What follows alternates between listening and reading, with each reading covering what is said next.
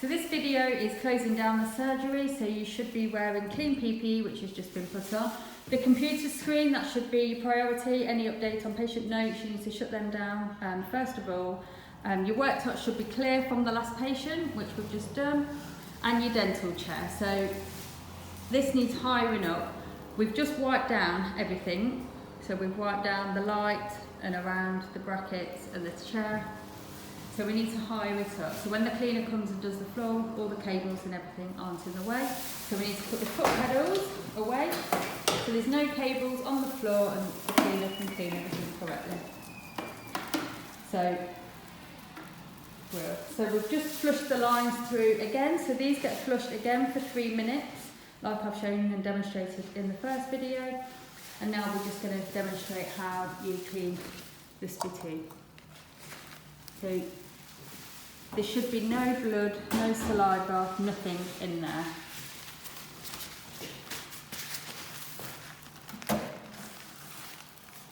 So we take the filter out again, put them in the sink. So these get cleaned. Any amalgam which is in the filter needs to go in the amalgam waste pot.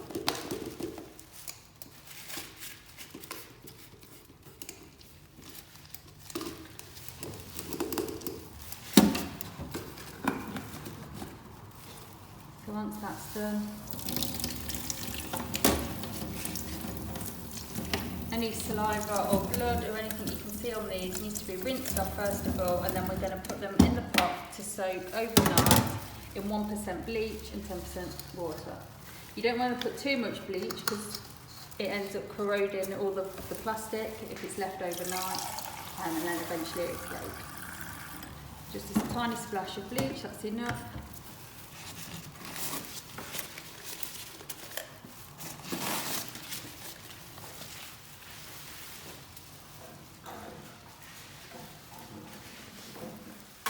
So we're just going to put the filter back in whilst we flush the aspirator.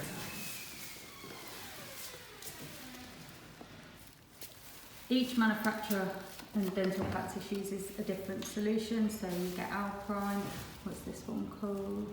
Polyjet. So again, you'd read the manufacturer's instructions and then you put how much chemical and solution you need to flush it out. Then you'd fill your bucket up with warm water.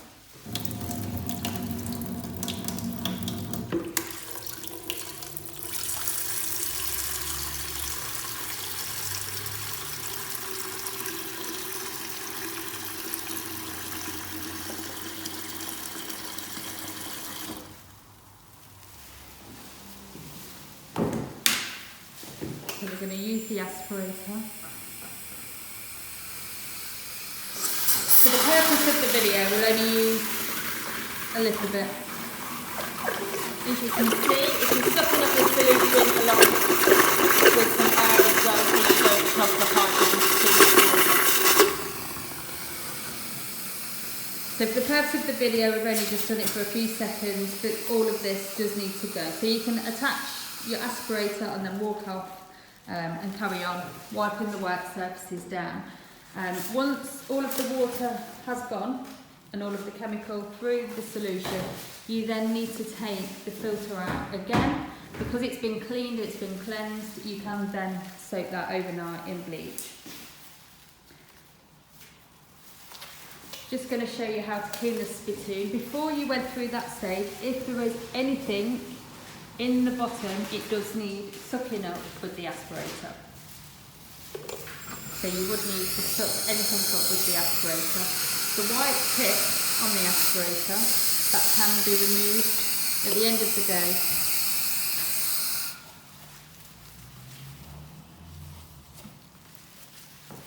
So this white tip can be removed at the end of the day, and then that goes into the either autoclave, or again you can keep that in bleach.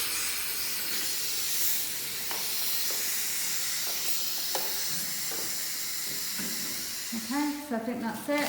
And like I say, at the end of the day, when you've gone through that stage, you would then wipe all of your worktops.